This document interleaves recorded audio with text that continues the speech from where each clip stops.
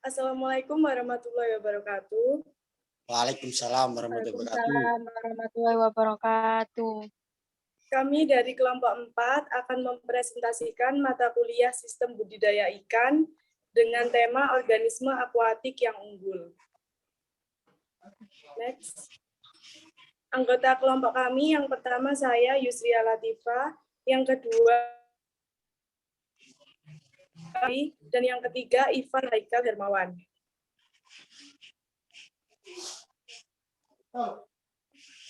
Organisme akuatik. Organisme yaitu segala jenis makhluk hidup, tumbuhan, hewan, dan sebagainya. Sedangkan akuatik yaitu segala sesuatu yang berhubungan dengan air atau perairan. Organisme akuatik adalah semua makhluk hidup yang ada di laut, baik hewan maupun tumbuhan atau karang. Secara umum, biota laut dibagi menjadi 3 kelompok besar, yaitu plankton, nekton, dan bentos. Next. Yang pertama, plankton. Plankton adalah organisme akuatik mikroskopis yang bergerak hanya dengan mengandalkan arus laut dan pergerakan-pergerakan air lainnya. Fitoplankton disebut sebagai plankton tumbuhan. Contohnya, Jocolius sp, Dithyocha sp, Euglena sp, dan lain-lain. Zooplankton disebut sebagai plankton hewan. Contohnya adalah Calonoida sp. Selanjutnya akan dipresentasikan oleh Mbak Tiara.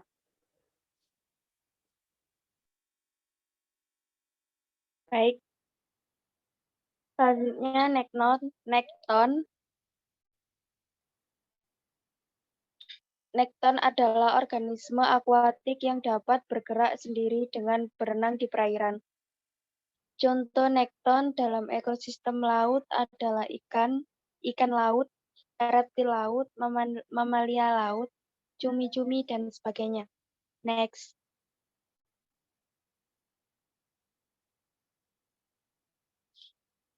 Kemudian ada bentos.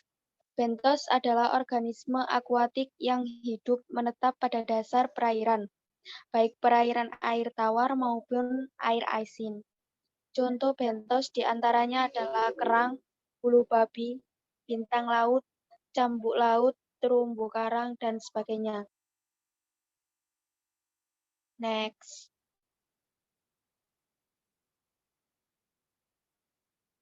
Pengertian organisme akuatik yang unggul. Organisme akuatik yang unggul adalah semua makhluk hidup di laut yang memiliki potensi tinggi dalam hasil dan memiliki nilai ekonomis yang tinggi. Next. Kemudian dilanjutkan Mas Haikal. Baik, saya akan melanjutkan ciri organisme akuatik yang unggul. Untuk yang pertama, bernilai ekonomis yang tinggi. Yang kedua, memiliki kandungan nutrisi yang besar. Dan yang ketiga, disukai oleh masyarakat. Untuk yang keempat, mudah dibudidayakan. Dan yang kelima, memiliki banyak manfaat. Lanjut, jenis organisme akuatik yang unggul. Untuk di plankton sendiri, Spirulina sp. Untuk di nekton ada gurita, cumi-cumi, lobster, dan kepiting. Untuk bentos ada kerang, rumput laut, dan teripang.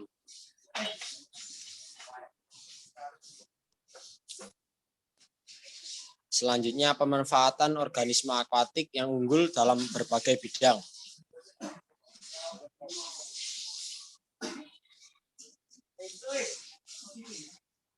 Untuk bidang budidaya, plankton sebagai produsen primer dan awal mata rantai dalam jaring makanan di perairan budidaya maupun perairan terbuka. Untuk Spirulina sp merupakan pakan alami untuk larva ikan yang sangat baik karena memiliki kandungan nutrisi yang cukup dan memiliki ukuran yang kecil sesuai dengan bukaan mulut ikan, terutama benih ikan.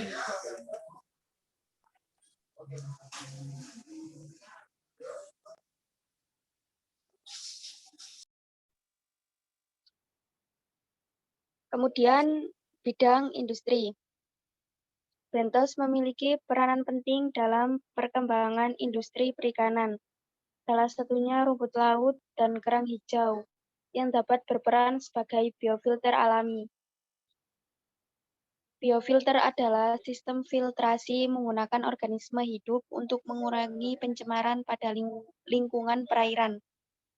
Organisme yang dapat digunakan sebagai biofilter harus mampu mengakumulasi logam berat dalam jumlah yang besar, seperti rumput laut, Eugema cottoni, dan kerang hijau Penna viridis. Next.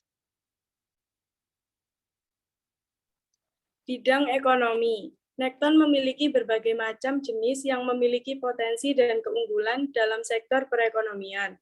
Lobster salah satu yang unggul dan komersial di berbagai negara.